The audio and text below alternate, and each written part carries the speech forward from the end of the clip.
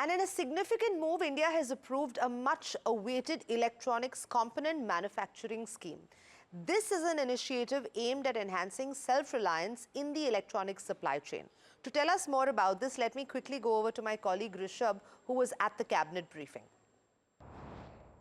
Right, we have a few key takeaways coming in from today's cabinet briefing, a slew, about 5 key approvals coming in. The first one, of course, being the electronics components manufacturing scheme that is worth about 22,919 crores. The second one, the Kosi-Mechi river linking project, worth about 6,282 crores. The third one, a nutrient-based subsidy provided to farmers based on phosphorus and potassium fertilizers. That's worth about 37,000 crores.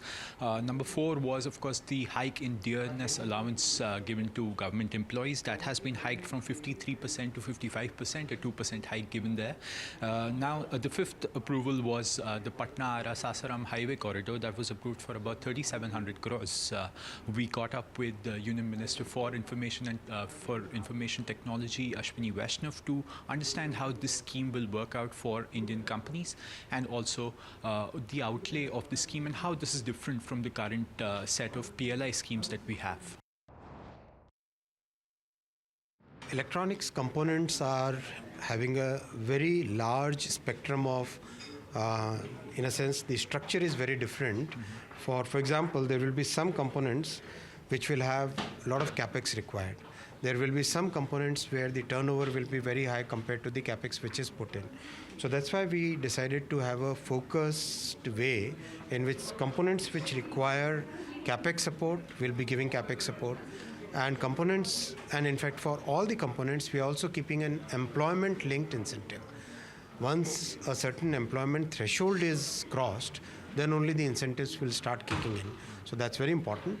Today, as you know, electronics manufacturing has grown 5 times in the last 10 years.